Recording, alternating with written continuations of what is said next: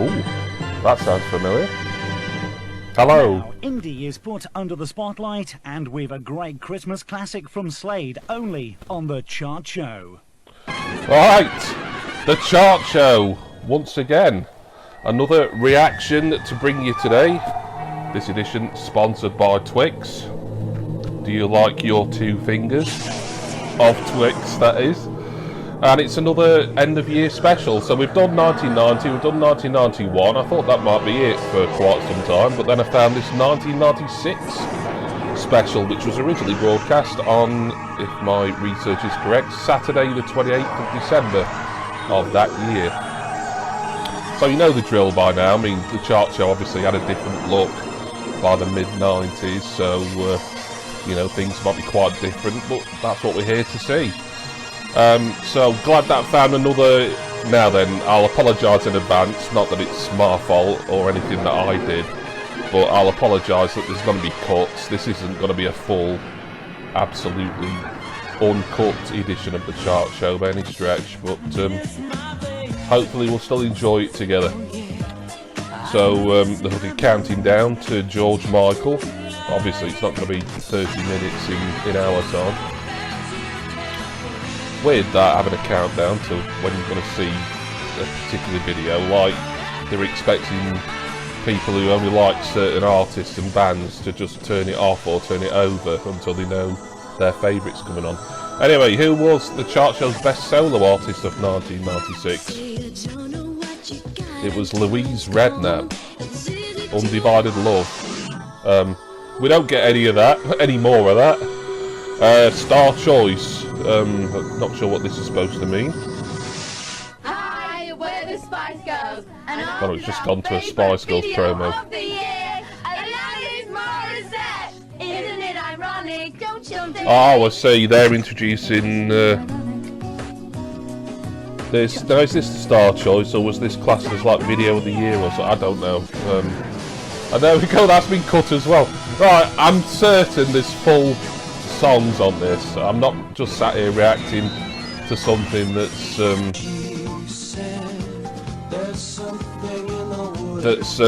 just had everything cut out of it, really. So Divine Comedy at number 10 in this chart. I didn't even realise what chart this is. Is this like 10 best videos of the year? I don't think it's the indie chart,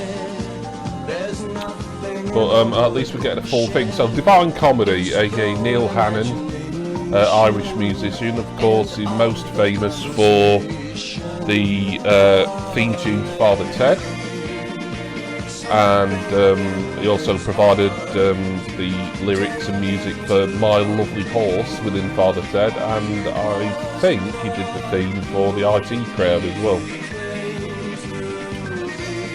But it was the Divine Comedy, which, you know, it was him and whoever he was collaborating with. It wasn't like a sort of set, you know, band as such. It's just a kind of project name for Neil Hannon, really.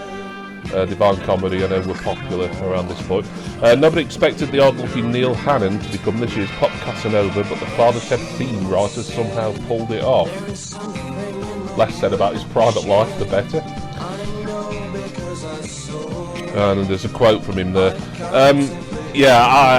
There was a 1998 chart show. In fact, it was the final ITV chart show that was broadcast weekly, that I reacted to, and it has this sort of new look, what I call a new look. It did away with all the computer graphics that I always think were quintessential chart show, and it sort of modernised them, and I never thought it was quite as good. I don't think I was watching the chart show as much at this point, simply because I just didn't like the different format and the different layouts and stuff.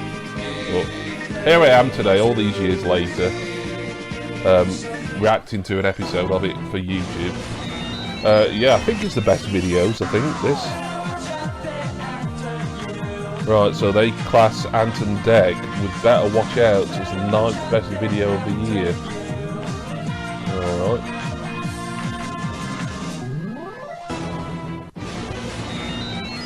At number 8, it's the Manic Street Preachers with Everything Must Go. That'll be from the album of the same name. say they're playing this. Let's just wait a sec, see if it gets cut. Yeah, it's been cut. Not my favourite Manic single, but it's alright. Good Enough by Dodgy at number 7. Yeah, quite overplayed this at the time for me. I kind of got fed up hearing this. You'd hear it on like bloody commercial radio. I think it's like the commercial radio stations' efforts at like, oh, like this is an indie band we don't mind playing, along with all the pop and crap we normally play.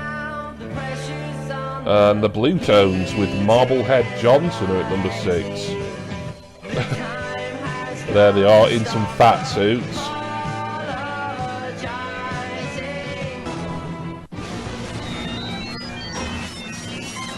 At 5 is it's more Britpop really. It's quite Britpop heavy. This this chart. Day We Caught the Train by Ocean Colour Scene. I do like this actually.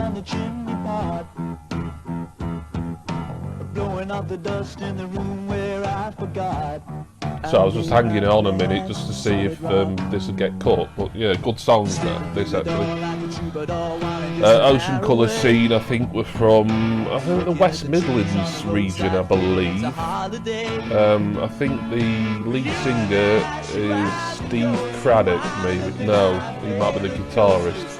The lead singer might be Simon someone. Maybe I'll put it on screen.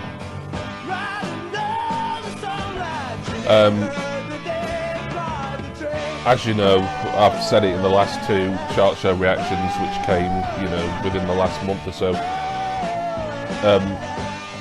I don't tend to put a lot of info on screen for these. It's more a case of just watching the videos and the clips and stuff with you, and you know they do put a bit of information on here, such as this about running between 2 recording studios. Ocean Colour Scene and Paul Weller hard at work on new albums for 97. Yeah, Mosley Shoals was Ocean Colour Scene's album, which would have come out in, well, it was, I think it was 96 rather than late 95. I don't think any subsequent, I can't even tell you what a subsequent Ocean Colour Scene album was, to be honest.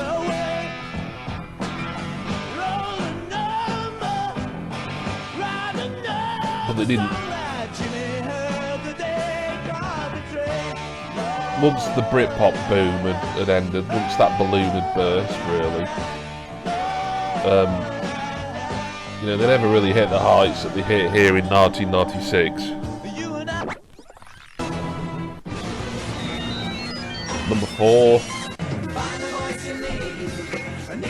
is Ease Your Mind by Galliano. I listened to a lot of music in 1996. I was collecting loads of CDs, particularly CD singles. It was the first full year that I had a CD player. I got my first CD player in 1995 at Christmas, but I don't remember that. Of course, I do remember Fast Love by George Michael, big hit. I think it was the 2nd single off his older album of the same year.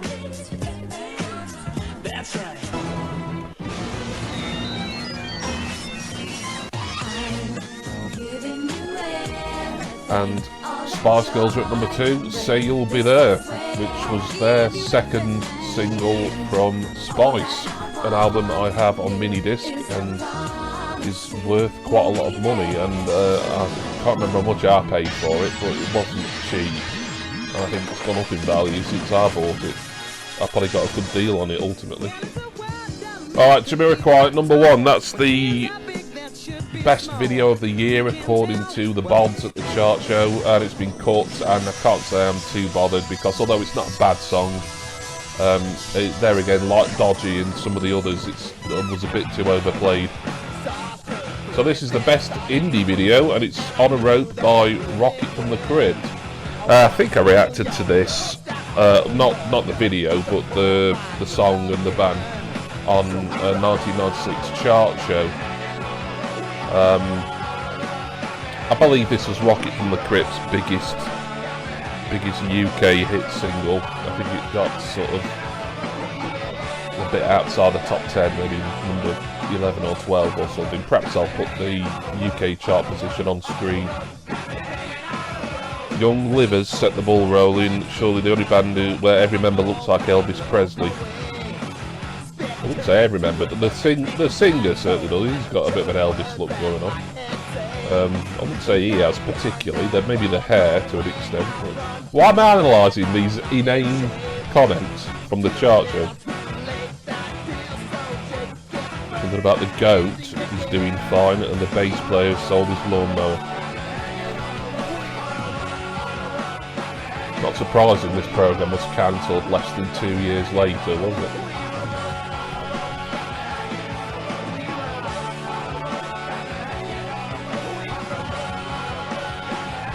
I'm kind of indifferent to this song. It's not my scene really, but I can see why some people would enjoy it.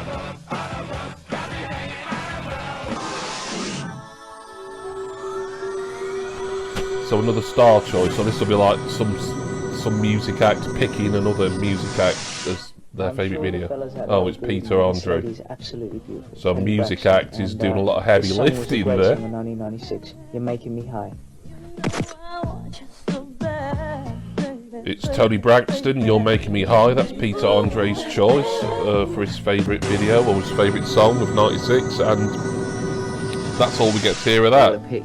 And then Mark Morris of the Blue Tones. I follow him on Twitter for some reason. I think it's because he collaborates a lot with Matt Berry.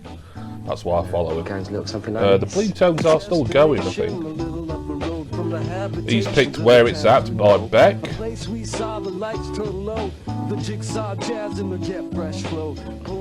Mark is absolutely bonkers about Beck, as is Noel Gallagher. There's a close run thing between him, Suede and Soundgarden. Fascinating stuff.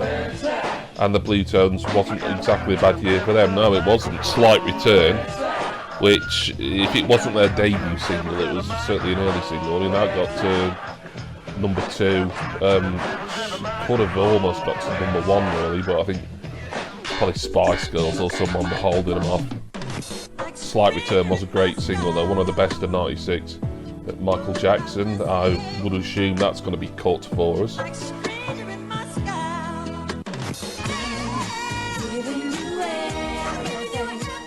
Spice Girls coming up in about 4 minutes, but, well, 4 minutes according to them, not this.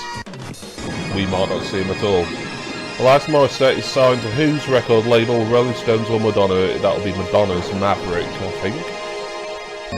We'll find out. Yeah.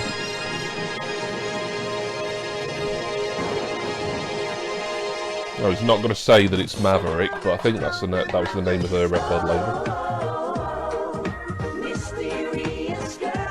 Yeah, if you want to see Mysterious Girl again, hang around, maybe. And Baddiel, Skinner and Lightning Seeds, of course, that was a massive song in 1996. Yes, I did have that CD single. As any self-respecting European Championship fan of that summer will have done.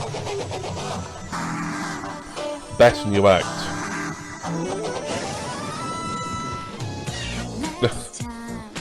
It makes sense, doesn't it? You know, it's not like they're picking someone dead obscure. You know, Spice Girls absolutely exploded, didn't they? Wannabe, this, 2 Become 1, Mama, Who Do You Think You Are, 4 consecutive number 1s off the first album, another 3 number 1s off the second album, and just an absolute phenomenon really, arguably the biggest sort of pop phenomenon in the UK since the Beatles really. I mean, it's a bit weird to sort of say, oh, the Beatles and the Spice Girls in the same sentence in that kind of respect, but you know what I mean. You know, in relation to just sort of hype and chart sales and just, you know, like the big fan bases and things. But say you'll be there. Not my favourite Spice Girls single, but it's not a bad one neither. So to be fair, I've got a bit of a fondness for the Spice Girls, really, in more of a sort of kitschy kind of way, I suppose. But they've not really released a bad single, to be honest. If you can work this equation. what we really, really want for Christmas is world peace. It would be nice to be number one, but the Dunblane record is very good. Well, they did beat Dunblane to the Christmas number one with Two Become One. And that would have been the first of their 3 consecutive Christmas number ones. Because they managed it in 97 with...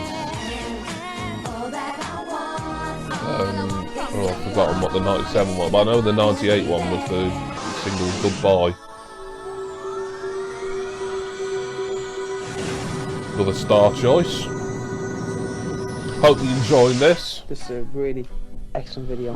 And it's Ronan Keating and the late, or they're calling him Steve, but I don't remember anyone ever calling him Steve. Stephen Gately from Boyzone. There's Michael Jackson with Stranger in Moscow. This has got to be cut, I'm almost certain.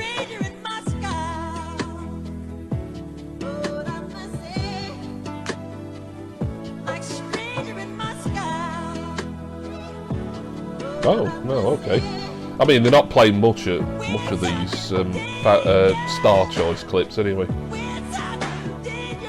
Yeah, 1995, of course, Michael Jackson's Earth song stopped Beatles' Freeze a Bird from getting to number 1, which I never forgave Michael Jackson for, though looking back, there's arguably alleged worse crimes you could accuse Michael Jackson of, but I'm not going to get into that now, obviously. Oh, the worst video of 96. Alright, what's this going to be then?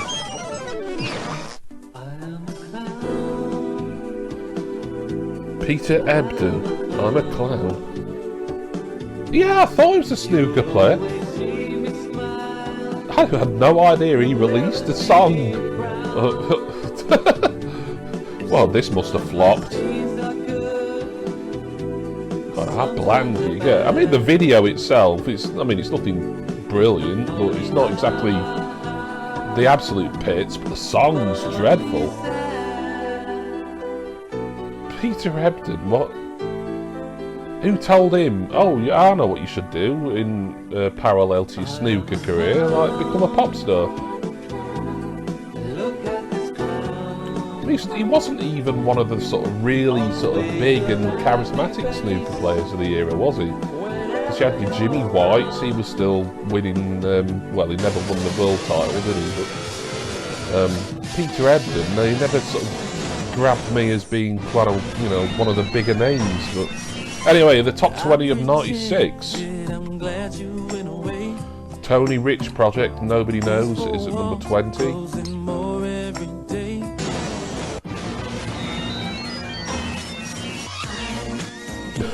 Another burst of Say You'll Be There by Spice Girls, they're at number 19.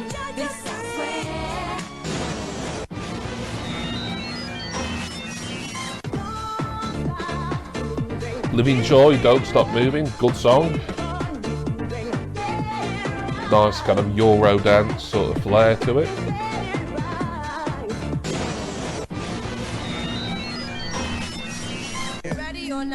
Oh, tune.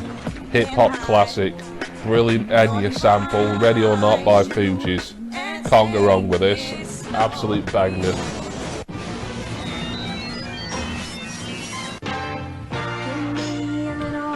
The Motown influence to Give Me a Little More Time by Gabrielle. I always liked this. Thought this was a pretty decent song. Probably, I would say, my favourite single of hers, actually. She released a few good ones over the years without me being a massive fan of her. I think that one would be my favourite if I had to gun to my head. Breakfast at Tiffany's, Deep Blue Something, kind of a one-hit wonder there. I never liked this when it came out. I'm a little bit more tolerant to it now, but I'm still not that bothered.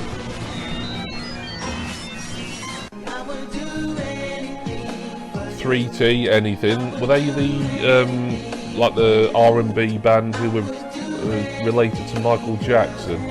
I'm sure they duetted with him. Those are like his nephews or something. I can't remember. George Michael, Fast Love. Now, I think they were supposed to be playing this, but I won't be surprised if it's cut or copyright. Let's see. Shame if it was. I do like this.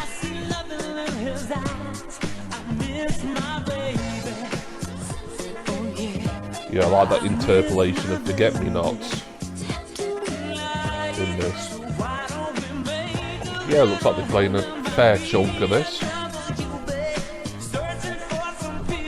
George Michael, of course, bit of a comeback year for in '96. I think it's his first album since probably Listen Without Prejudice. I think it was back in like 90 or 91. It was early 90s, and he was back to appearing in his own videos as well. He went through a phase in the early 90s. He didn't like appearing in his own music videos. His first album was a free... because he was he wanted to leave Sony Music at that point. Of course, we're still a couple of years off from the infamous public toilet incident. You know what I'm on about. It's nothing to do with going in there after Jason Clough. Unlucky if you've ever had to do that. And at number 12, it's Celine Dion and Because You Love Me. I think this was from a film. I'm trying to remember what film it was. I don't know, I can't remember. Oh, Suggs at number 11 with Cecilia. See, I don't think this is based on sales at all. You've got to imagine Say You'll Be There by Spice Girls would have sold more copies than Cecilia by Suggs. This'll... I don't know.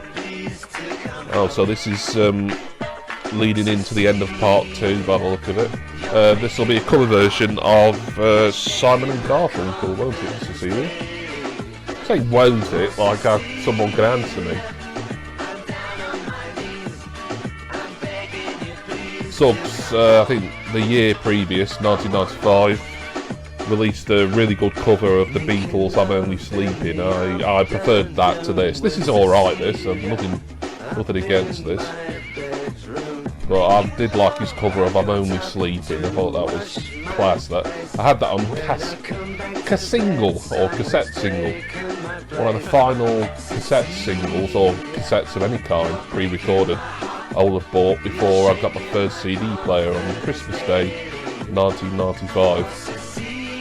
Still picture that little what they now call a boombox, but we didn't call them boomboxes back then because boombox were a different thing back then. It's like a little purple. I think this is it was a Sony. Yeah, it was either Sony or Philips. My brother got one as well. I think he got a Philips, like a black thing, and I got a Sony. I mean, very sort of similar specs to both of them, but I liked Sony stuff because I was used to using my dad's big hi-fi downstairs, which was a Sony hi-fi.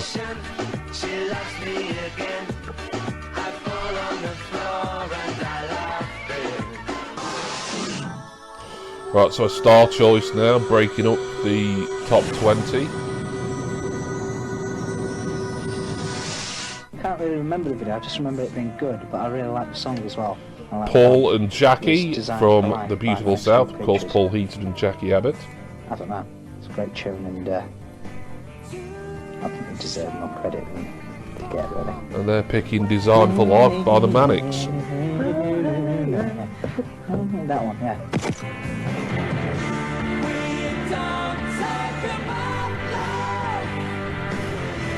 It's actually A Design for Life. For some reason they just put down Design for Life. Manics are joined on stage by Kylie. Oh yeah, she did do like a sort of a collaboration with them around this point, didn't she, weirdly? Yeah, she was trying to become a bit indie, weren't she, for a couple of years, Kylie Minogue, and I don't know if it ever really worked out for her. I suppose she had quite a big hit with Nick Cave. Oh, we've got another star choice. Good enough.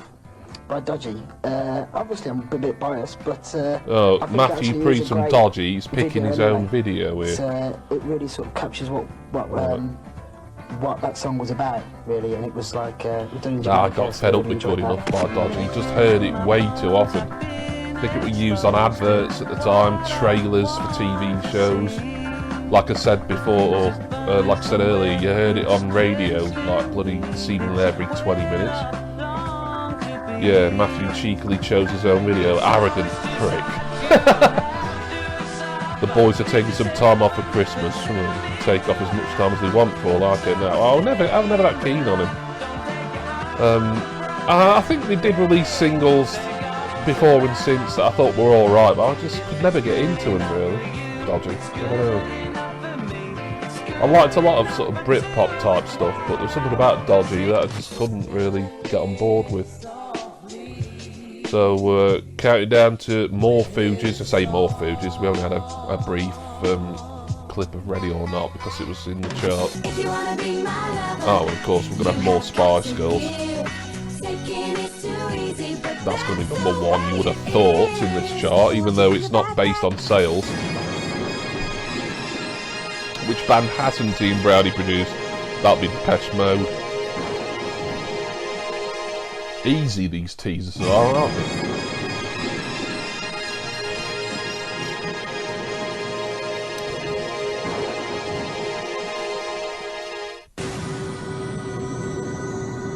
Another star choice. There's a lot of these, isn't I there? quite like the Presidents of the United States of America. Oh, there's a No, I couple like of Red idiots. Peaches. Oh, yeah. That's a good video.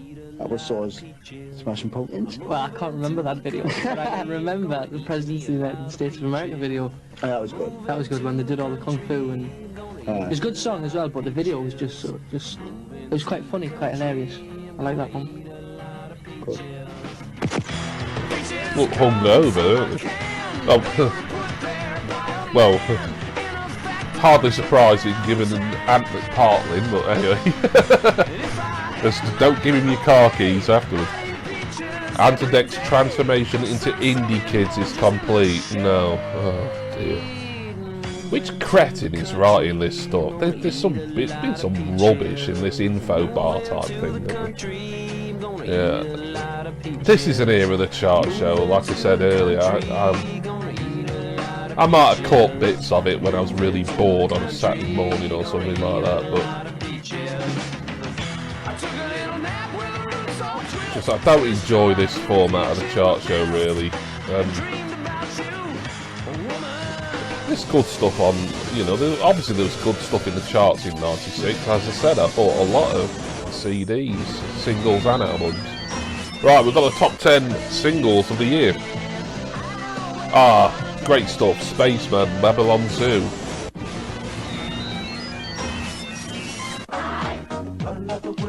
And Macarena by Loth del Rio at number 9.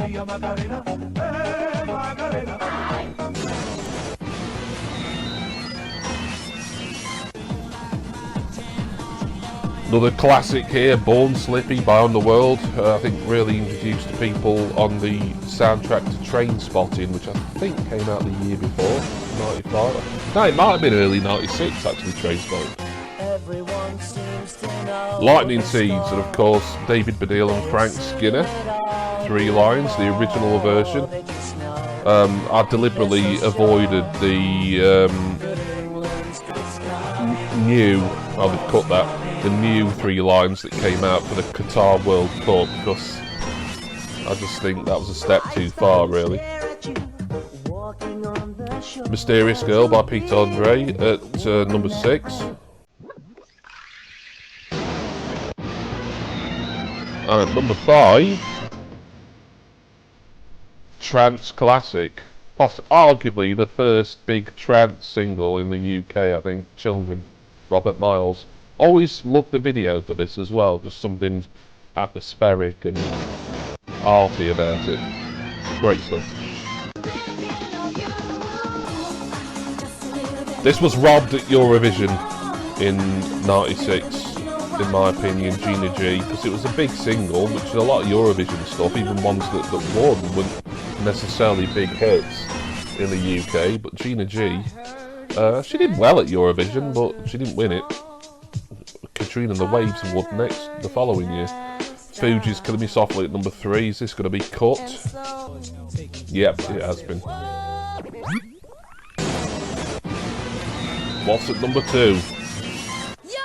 Oh, Spice Girls are at number 2. There'll be something really obvious at number 1, won't it?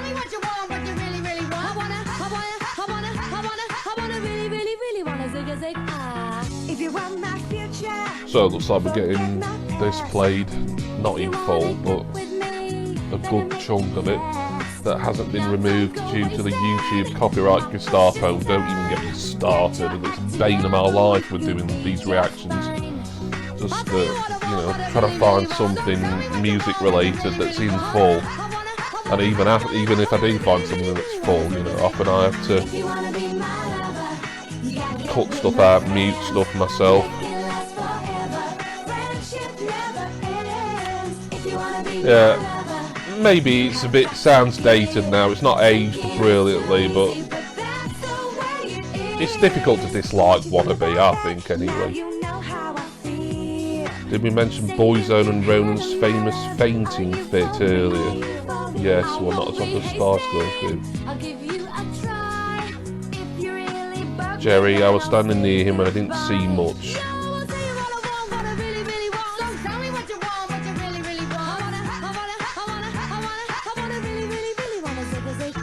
If you wanna be my lover, you gotta get with my friends, make it last forever.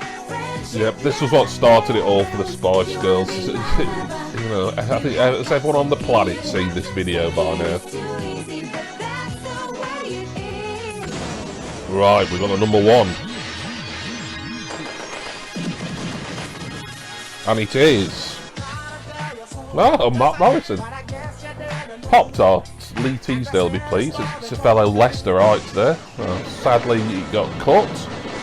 But Mark Morrison was your best or biggest single of the year of '96, according to Chart Show. So, this is a sneak preview, I think. Hey Child by E17. And the Chart Show will be back with another series in the new year. The first one kicks off on Saturday, the 4th of January, 11:30 AM. And they're wishing you a Merry Christmas as well, which I'm sure you'll be very pleased to see, given that this video will be going out in either late March or early April. So yeah, the credits are on now, so it's my time to thank you for watching this. I mean, sorry for all the cuts, but I think it was interesting to kind of sit and watch this back as a edited program to see what we were listening to all those years ago. And I had fun watching it. Hope you did too. Let me know in the comments, and hopefully there'll be another Chart Show reaction when I can find another episode worth reacting to. But until then, I'll wish you goodbye even, and ask that you join me again for my next music television reaction video. Cheers, everyone. Coming up next. See ya!